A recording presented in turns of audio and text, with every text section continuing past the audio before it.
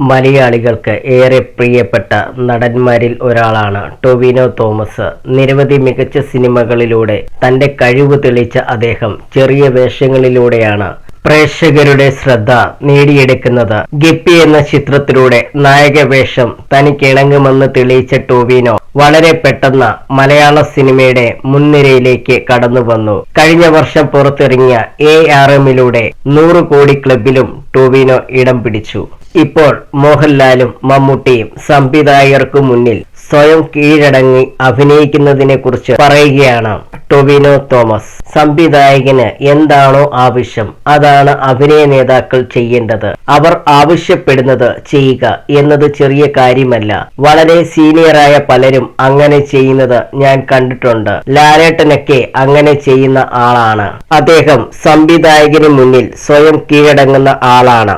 പ്രായം കൊണ്ടോ അനുഭവം കൊണ്ടോ ആകാം ലാലേട്ടൻ അതിന് തയ്യാറാകുന്നത്. പലപ്പോഴും അദ്ദേഹത്തിന്റെ സിനിമകളിലെ സംവിധായകർ അദ്ദേഹത്തിനേക്കാൾ എത്രയോ ജൂനിയറായ ആളുകളാകും. മമ്മക്കായും അതുപോലെ തന്നെയാണ്.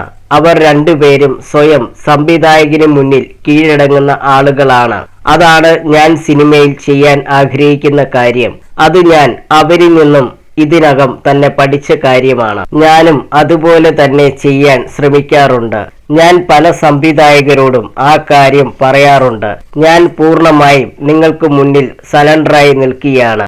നിങ്ങൾ എന്നെ സിനിമയ്ക്കായി പൂർണ്ണമായി ഉപയോഗിക്കുക എന്നാണ് പറയാറുള്ളത്. ടൊവിനോ തോമസ് പറയുന്നു.